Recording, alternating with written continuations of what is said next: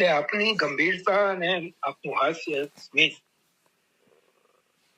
ગંભીરતા એક બાજુ જયારે આપણા આચાર્ય પદની ગરિમાનું દર્શન કરાવે છે, ત્યારે હાસ્ય અથવા સ્મિત આપણી જે બાલ સહજ નિર્દોષતા છે, આપણું જે સરળ હૃદય છે એના દર્શન કરાવે છે. 44મું નામ છે શ્રી સ્વકીયેષુ કૃપા વર્ષણ તત્પરાય નમઃ. નિજ અંગીકૃત भाग्यवान जीवों पर अहेतु की कृपा वृष्टि द्वारा उन्हें कृतार्थ करने में सदैव तत्पर.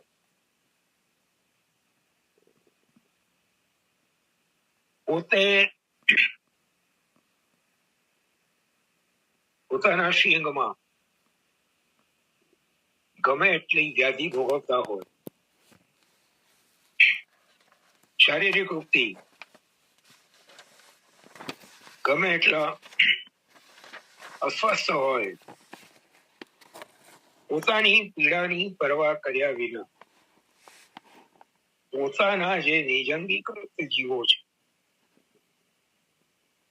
એમની પીડા, એમની વ્યથાના નિવારણ માટે એમના ઉપર સદૈવ કોઈ હેતુ વિના કેવલ કરુણાથી પ્રેરાઈને સદાય કૃપા વૃષ્ટિ કરવામાં તત્પર એવા છે. અનેક ભાગ્યવાન જીવોના અનુભવો છે. આપની કૃપાને શબ્દોની જરૂર નથી પડતી. બોલીને આશીર્વાદ આપે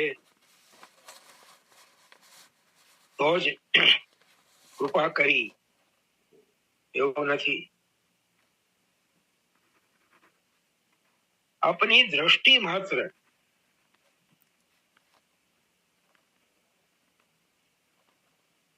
જ્યાં જીવ પર પડે છે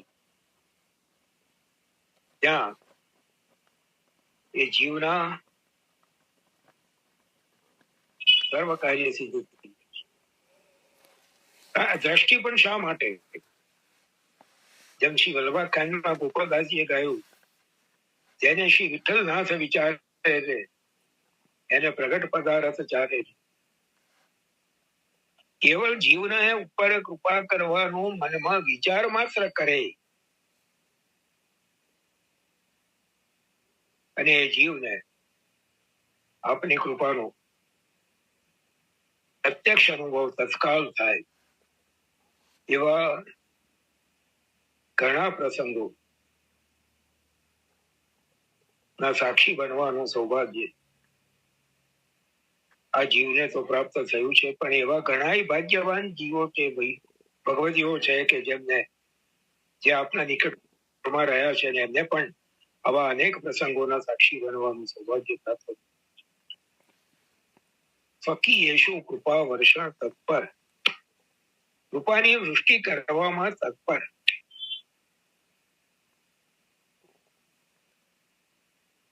ઘણી વાર તો એવું બન્યું છે કે જીવ આવીને વિનંતી પણ ન કરે, कहने की जरूरत नहीं यहाँ आना ही बहुत है, इस दर पे तेरा शीश झुकाना ही बहुत है. એમ જીવ કેવળ સન્મુખ થાય અને એના મનની વાત જાણીને એના ઉપર કૃપા વૃષ્ટિ થઈ જાય એવા પણ ઉદાહરણો જોયા છે. હવે પછીના જે 45 થી લઈને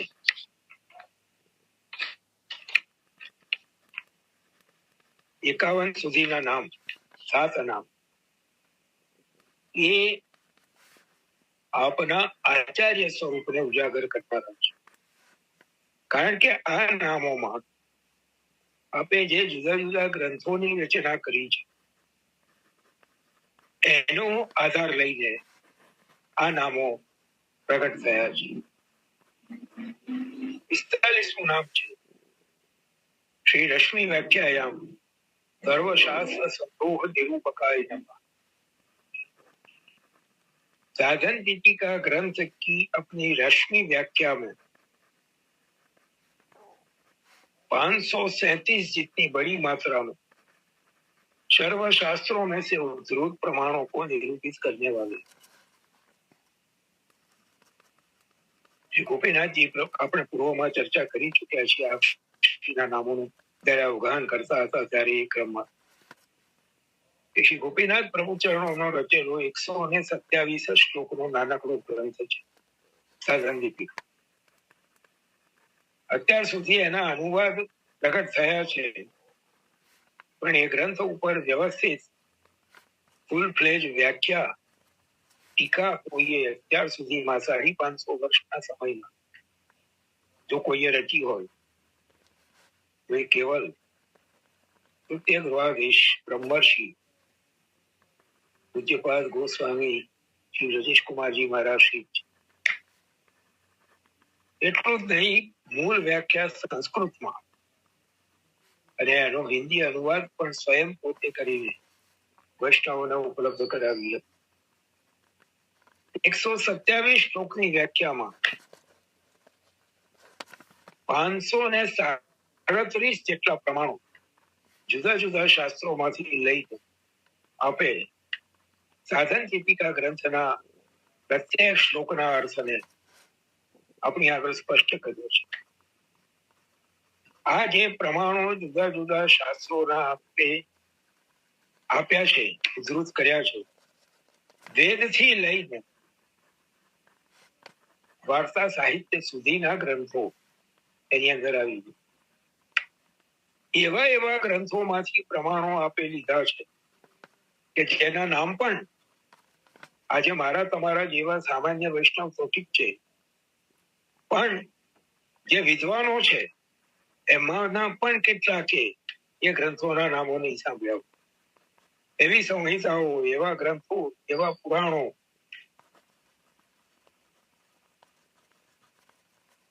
અહીંયા આપશીનું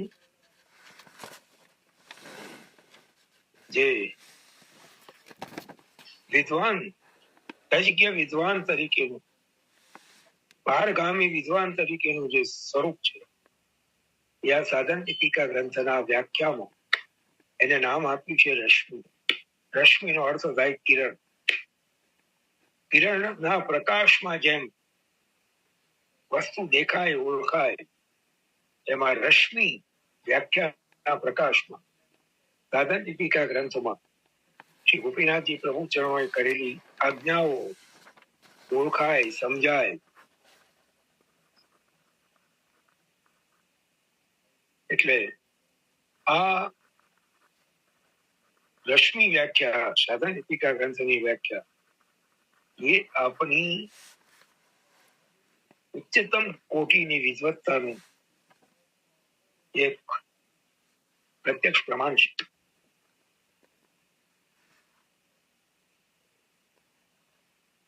છેતાલીસમું નામ છે શ્રી નવરત્ન ગ્રંથે ચતુર્દશ રત્ન પ્રકૃતિ કૃતે નમઃ.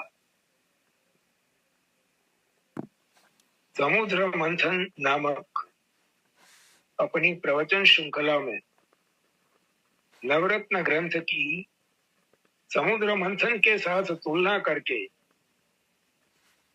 समुद्र मंथन से प्राप्त 14 रत्नों की तरह नवरत्न में भी 14 रत्नों के समावेश को प्रतिपादित करने वाले समुद्र मंथन नामनी आ प्रवचन माला યુટ્યુબ ઉપર આજે પણ ઉપલબ્ધ છે.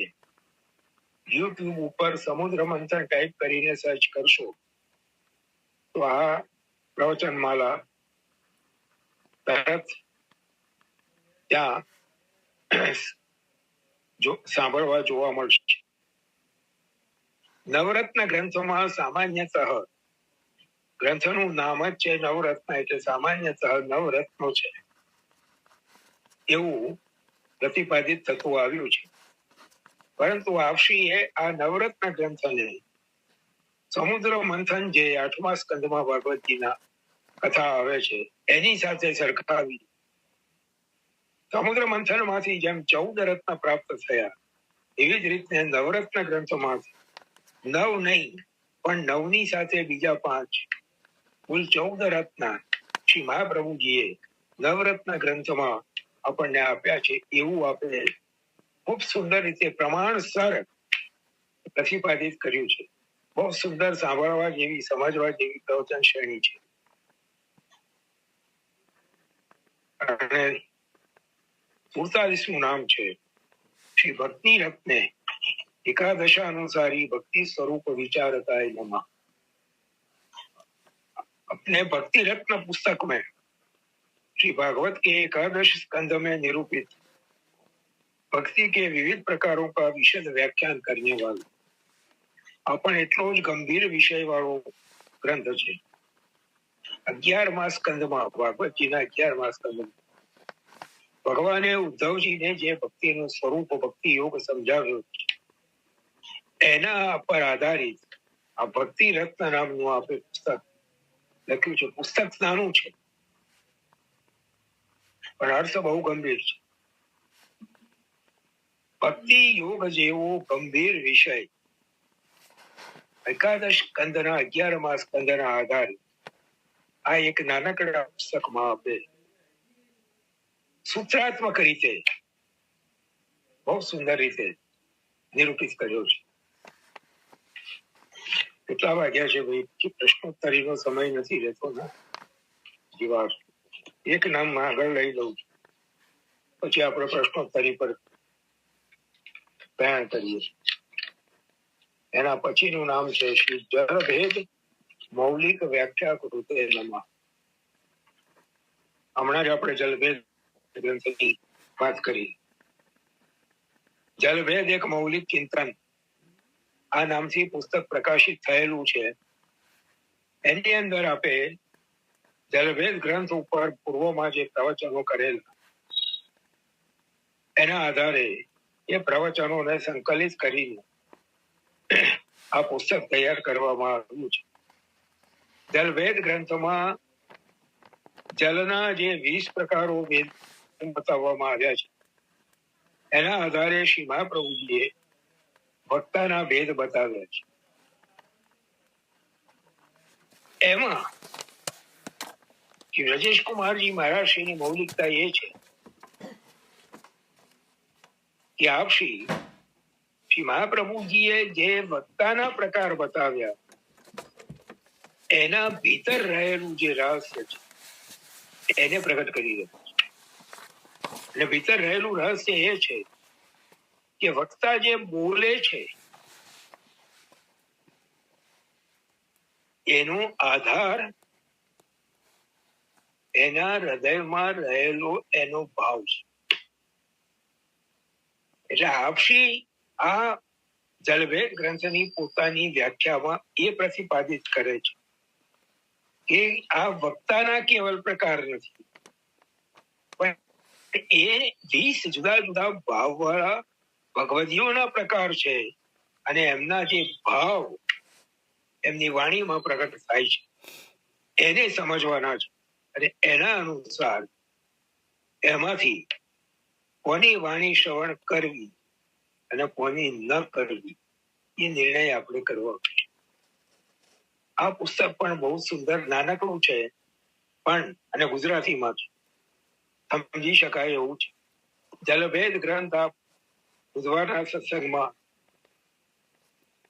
આપણા આદરણીય જયંતિ કાકાના મુખેથી શ્રવણ કરી ચુક્યા છો, એટલે આ પુસ્તક ને સમજવામાં સરળતા રહેશે, બહુ તકલીફ નહીં પડે.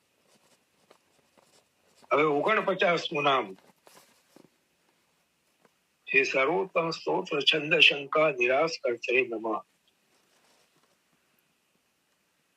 મને એવું લાગે છે કે આની ચર્ચા આપણે જલભેદ યુટ્યુબ ઉપર અવેલેબલ નથી, એ પુસ્તકના ફોર્મમાં જ છે, એ યુટ્યુબ પર અવેલેબલ નથી. અને હોય તો મને ખબર નથી. હા બેન, તમે સર્ચ કરી જોજો, કદાચ હોય, પણ મને ખ્યાલ છે ત્યાં સુધી એ પુસ્તકના ફોર્મમાં જ છપાઈને પ્રકાશિત થયેલું છે. હવે આપણે આ 49માં 48 નામ સુધી જોયું. 49મા નામનો ક્રમ આપણે આવતા અઠવાડિયે રાખીશું, કારણ કે આને ઉપર થોડોક આપણે વિસ્તારથી ચર્ચા કરવી છે. હવે આપણો પ્રશ્નોત્તરીનો જે ક્રમ છે એના ઉપર આપણે જઈએ છીએ.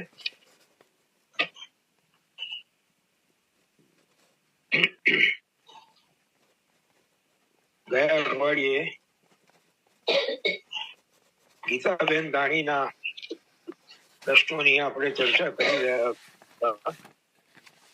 વૈષ્ણવે તીર્થયાત્રા કરવી જોઈએ કે ન કરવી જોઈએ એવું શા માટે કહેવાયું છે, એ જે વાત હતી એની તો ચર્ચા આપણે કરી હતી. એના પછીનો એક એમનો પ્રશ્ન હતો, પુષ્ટિ પંથના ભક્તિ યોગ પુસ્તક બેનનો પ્રશ્ન મારાથી વંચાયો નહીં. તુષારભાઈ જુઓ ને જરા, તમને જોઈ શકો તો કોને મને.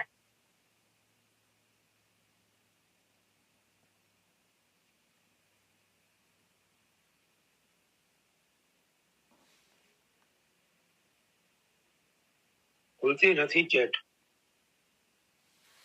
ભક્તિ યોગ પુસ્તક આપણાથી આવરી લેવાય એ થોડું અઘરું છે બેન.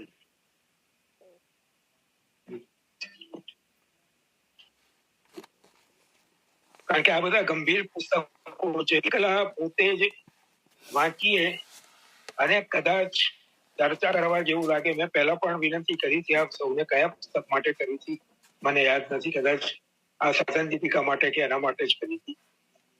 આપ ઘરે વાંચો અને એમાંથી કંઈક ચર્ચા કરવા જેવું લાગે તો આપણે 1-to-1 બેઝ ઉપર ફોન ઉપર એની ચર્ચા કરી શકીએ. કારણ કે એવું બને કે આપણે જયારે એ પુસ્તકને અહીંયા સત્સંગના ક્રમમાં લઈએ તો બધા વૈષ્ણવોને એમાં રુચિકર ન પણ લાગે, રસ ન પણ પડે. એટલે આને થોડા ગંભીર વિષયો છે, એટલે એને આપણે પોતાના તરફ પૂરતું જ રાખીએ તો વધારે સારું એમ મને લાગે છે. સારું. આ ગીતાબેન નો પ્રશ્ન છે, પુષ્ટિ પંથના 10 ધર્મ કયા છે? 10 ધર્મ પુષ્ટિ પંથના, બહુ સાચું કહું તો મને તો એક જ ધર્મ ખબર છે.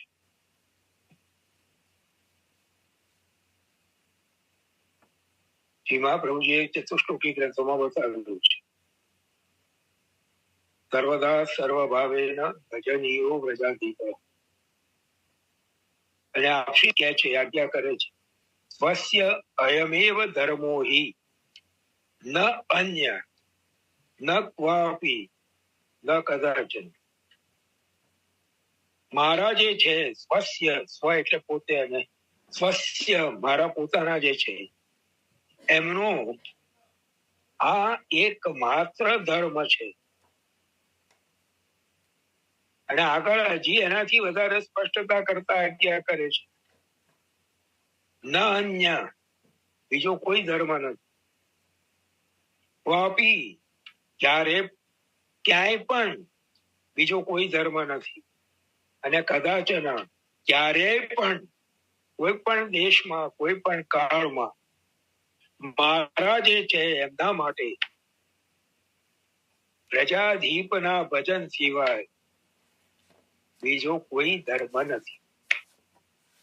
હાથીના પગલામાં બધા જ પગલા સમાઈ જાય એમ મહાપ્રભુજી આ એક માત્ર ધર્મ સર્વ દેશમાં સર્વ કાળમાં પોતાના નિજ અંગીકૃત જીવો માટે જે બતાવ્યું, બસ એની અંદર જ બીજા બધા ધર્મો સમાઈ.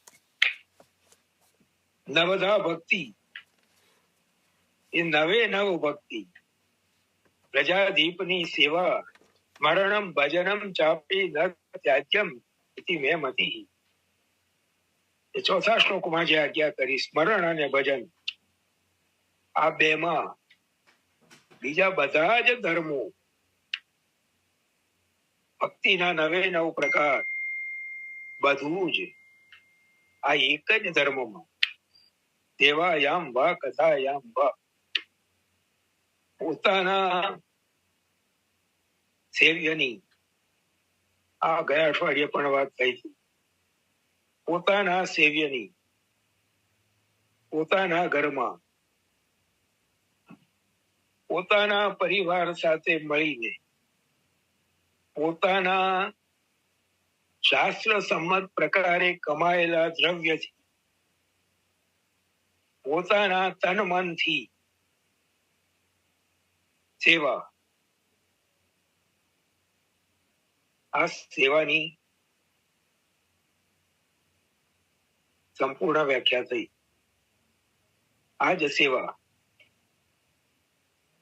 કારણ તત્સિદ્ધ્યૈ તનુ વિત્તજા. તનુ વિત્તજા જોડે છે, એક જ શબ્દ છે, છૂટા છૂટા નથી. અને તમામ ટીકાકારોએ આ ગ્રંથની જેટલા આચાર્યોએ ટીકા રચી છે બધા એક સૂરમાં એવું બતાવે છે કે તનુ વિત્તજા એક જ શબ્દ છે, જુદા જુદા નથી. એટલે એ પ્રકારે સેવા એને શ્રી મહાપ્રભુજી તનુ વિત્તજા કહે છે. તત્સિદ્ધ્યૈ એ શેની સિદ્ધિ કરાવશે? માનસી સા પરામત, એ માનસી સુધી પહોંચાડશે. બીજી કોઈ રીતે માનસી સુધી પહોંચાશે નહીં. અને સેવાનું સ્વરૂપ લક્ષણ બતાવ્યું કે તત્ પ્રવણમ સેવા. ચિત્ત પ્રભુમાં પરોવાય એનું નામ સેવા. પહેલા એક વાર વાત કરી મુંબઈથી પધારેલા જયવલ્લભ શાસ્ત્રીજીએ બહુ સરસ ઉદાહરણ આપ્યું હતું કે તત્ પ્રવણમ સેવા. ચિત્તનું પરોવાવું.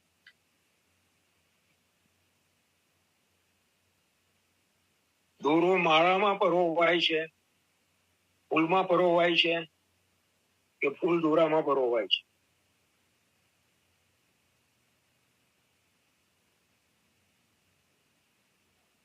બંને વાત સાચી છે. ફૂલ દોરામાં પરોવાય છે એમ કહીએ તો પણ સાચું છે, અને દોરો ફૂલમાં પરોવાય છે એમ કહીએ તો પણ સાચું છે. બંને એકબીજામાં પરોવાય છે. આ પ્રવણ છે. એ જ રીતે આપણું અને આપણા પ્રભુનું ચિત્ત એકબીજામાં પરોવાય એ ચેતસ્ત પ્રવણમ છે. અને એને માટે શ્રી મહાપ્રભુજી સ્પષ્ટ આજ્ઞા કરે છે, તત્સિદ્ધ્યૈ તનુ વિત્તજા. બીજો કોઈ ઉપાય છે એની સિદ્ધિ, માનસીની સિદ્ધિ માટે આ તનુ વિત્તજાનો જે પ્રકાર શ્રી મહાપ્રભુજીએ બતાવ્યો, અને એનો જે અર્થ, એનું જે રહસ્ય ગ્રંથના ટીકાકાર આચાર્યોએ શ્રી ગુસાઈજીથી લઈને પરવર્તી આચાર્યોએ સમજાવ્યું, સ્પષ્ટ સમજાવે છે કે પોતાના ઘરમાં પોતાના માથે વિરાજતા પોતાના પ્રભુ પોતાના તન અને ધનથી પોતાના પરિવારજન સાથે મળી એક સેવા કરવામાં આવે એ તનુ વિત્તજા સેવા છે.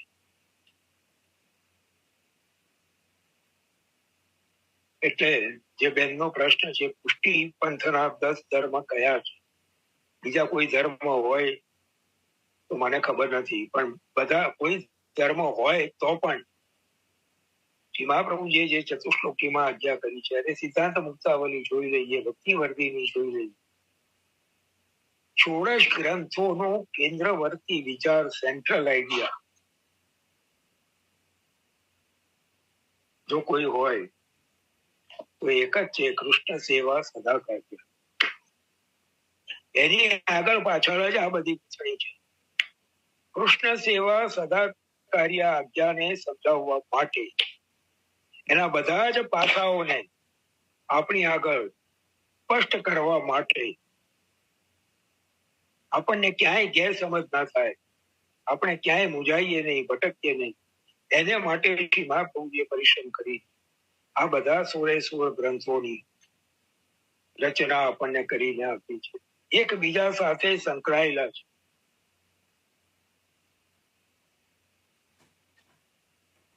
પણ આ બધાનો જો કેન્દ્રવર્તી વિચાર, સેન્ટ્રલ આઈડિયા જો કોઈ હોય તો આ એક જ છે, કૃષ્ણ સેવા સદા કાર્ય. એટલે બે હાથ જોડીને મારું તો નિવેદન એક જ છે કે પુષ્ટિ પંથના 10 ધર્મો હોય તો મને ખબર નથી, પણ શ્રી મહાપ્રભુજીએ ચતુશ્લોકીમાં અને અન્ય ગ્રંથોમાં જે આજ્ઞા કરી એ પ્રમાણે પુષ્ટિ જીવનો એકમાત્ર ધર્મ છે કૃષ્ણ સેવા.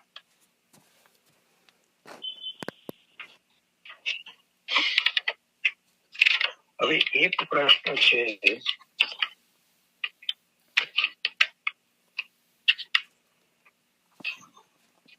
મધુસૂદનભાઈ શાહ, આ પ્રશ્ન એમણે મને મોકલ્યો તો જાન્યુઆરી મહિનામાં. એમણે યોગેશભાઈ શાસ્ત્રી, ગોલોકવાસી યોગેશભાઈ શાસ્ત્રી ઉદ્ધામમાં 2 દિવસ માટે એમને પ્રવચન માટે આપણે આમંત્રિત કરેલા અને ખૂબ સુંદર લાભ ભાગવતજીના ઘણા બધા પ્રસંગો વિશે ચર્ચા કરવાનો પ્રાપ્ત થયેલ. ભગવદ ગીતાથી એમનો ત્યાર પછી લગભગ 3 વર્ષ પહેલા ગોલોકવાસ થઈ ગયો. પણ આ મધુસૂદનભાઈ ની સાથે અમેરિકામાં એમના ત્યાં યોગેશભાઈ શાસ્ત્રીજી નો મુકામ હતો અને એમની સાથે ચર્ચા થયેલી. તો એમાં પાત્રતા, પવિત્રતા, પ્રસન્નતા અને પ્રસાદ, તો આ 4 શબ્દો બહુ સુંદર છે. પાત્રતા, પવિત્રતા, પ્રસન્નતા અને પ્રસાદ, આ 4નો ઉલ્લેખ થયેલ. પરંતુ સમયના અભાવે પૂરી ચર્ચા ના થઈ શકે, તો એના ઉપર ચર્ચા કરવા મધુસૂદનભાઈએ આગ્રહ કર્યો છે. પહેલી વાત તો એ કે યોગેશભાઈ શાસ્ત્રીજીએ કયા સંદર્ભમાં આ 4 શબ્દો પ્રગટ કર્યા છે એ હું તો જાણતો નથી. બીજી વાત એ કે યોગેશભાઈ શાસ્ત્રીજી જેવા મહાનુભાવના પેંગડામાં પગ નાખવાનું મારું રજૂ નથી. એ જે રીતે આ 4 શબ્દોને એકબીજા સાથે સાંકળીને એનું રહસ્ય સમજાવી શકે એવી કોઈ યોગ્યતા મારી છે નહીં. છતાં પણ એ ભગવદીય મહાનુભાવને વિનંતી કરીને એમની આડીથી જે કંઈક સમજાય છે એ અહીં પ્રસ્તુત કરવાનો પ્રયત્ન કરી રહ્યો છું. એમાં જે કંઈક ખામી હોય એ આ અનધિકારી જીવની, અને જે કંઈક ખૂબી હોય એ વાઘપતિ શિવલ્લભની. પાત્રતા, પવિત્રતા, પ્રસન્નતા અને પ્રસાદ. પાત્રતા, પાત્રનો અર્થ છે વાસણ. કોઈ પણ વસ્તુને, કોઈ પણ પ્રવાહીને ભરવા માટે, એને રાખવા માટે વાસણ જોઈએ, પાત્ર જોઈએ.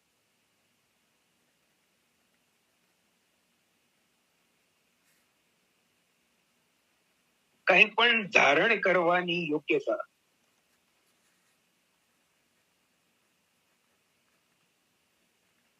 એ પાત્રતા. દૂધને ધારણ કરવાની, દૂધને પોતાનામાં રાખવાની, ઢોળાય નહીં એવી રીતે રાખવાની યોગ્યતા તપેલીમાં છે, માટે એ પાત્ર છે.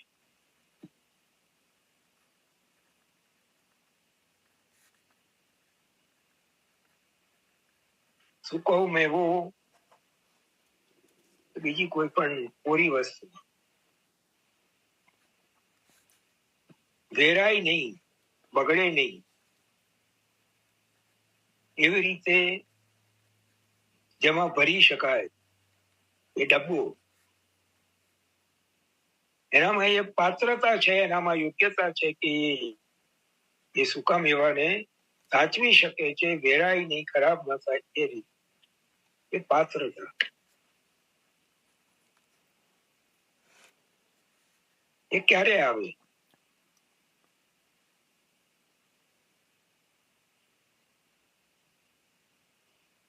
પાત્રને ઘડાવવું પડે.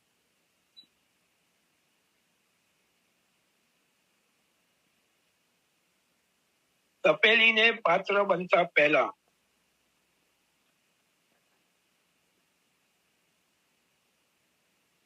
ભઠ્ઠીમાં એ ધાતુને ઓગાળવી પડે, ઓગાળીને એનું પતરું બનાવવું પડે.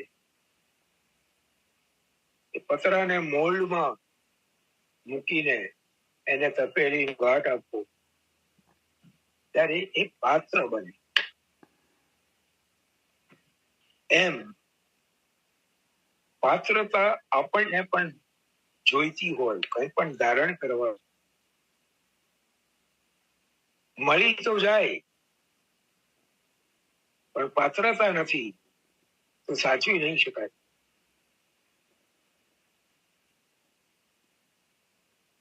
તપેલી નથી ને દૂધ એમને ધાર કરીશું તો ઢોળાઈ જશે.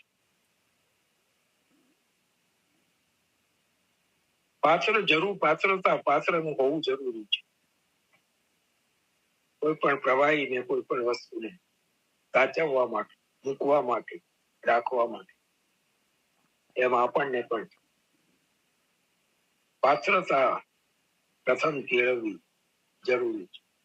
પાત્રને પાત્ર બનતા પહેલા જેમ ઘડાવવું પડે છે, જલ ભરવા માટે માટલું લાવીએ, જલને ધારણ કરે કે એ પાત્ર છે, જલ પાત્ર છે, તો માટલાને માટલું બનતા પહેલા કેટલી પ્રક્રિયામાંથી પસાર થવું પડે, ત્યારે એ માટલું બને. અને ત્યારે એ જલને ધારણ કરવાની યોગ્યતા, ક્ષમતા પ્રાપ્ત કરી છે. એમ આપણને પણ કોઈક ભગવત તત્વ, કોઈક ભગવત ભાવ ધારણ કરવો છે, તો એને માટેની પાત્રતા, અને પાત્રતા મેળવવા માટે પાત્ર બનતા પહેલા જેમ પાત્રને ઘડાવવું પડે, એમાં આપણે પણ ઘડાવવું પડે. અને એ ઘડે કોણ? જેનાથી ઘડતર થાય?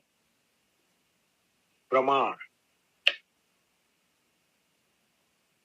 મારી અલ્પ સમજ પ્રમાણે પાત્રતાનો સંબંધ પ્રમાણ સાથે છે. પ્રમાણ દ્વારા, કારણ કે શ્રી આચાર્ય ચરણ સ્પષ્ટ આજ્ઞા કરે છે, શાસ્ત્રમ અવગત્ય મનોવાગ દેહ શ્રી કૃષ્ણ સેવ્ય. શાસ્ત્રને સારી રીતે સમજીને મન વાણીને દેહ શ્રી કૃષ્ણની સેવા કરો. આ શાસ્ત્ર આપણને શ્રી કૃષ્ણની સેવા માટેની પાત્રતા આપે છે. શાસ્ત્રને સમજીએ ત્યારે શ્રી કૃષ્ણની સેવાની પાત્રતા પ્રાપ્ત થાય. મહાત્મ્ય જ્ઞાન પૂર્વસ્તુ સુદૃઢ સર્વતો વિકાસ દેહ ભક્તિ રીતિ. મહાત્મ્ય જ્ઞાન, શાસ્ત્રમાંથી પ્રાપ્ત થતું મહાત્મ્ય જ્ઞાન, એ આપણને પાત્રતા કેળવવામાં સહાય. આ પાત્રતાનો અર્થ મને સમજાય છે, કારણ કે પહેલા જ પગથિયાં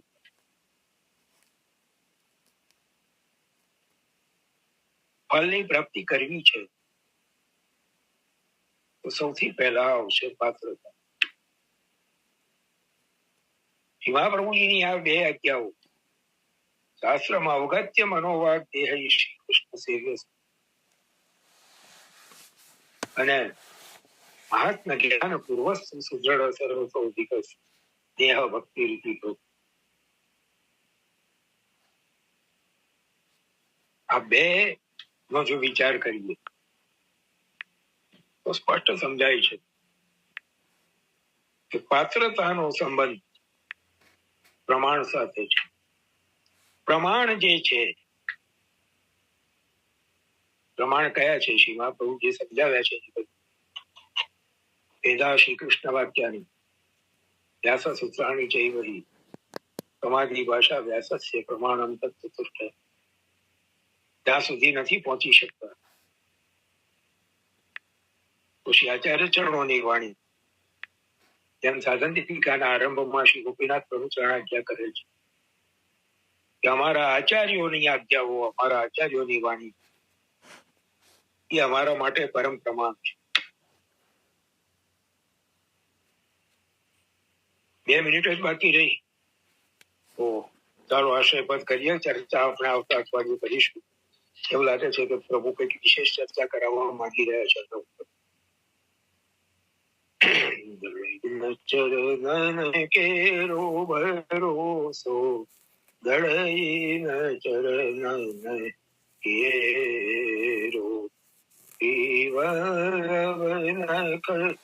ચંદ છટાવીન જગ માજે અંધેરો ભરોસો દળઈ ન ચરણ કેરો સાધન વોર નૈયા કલી में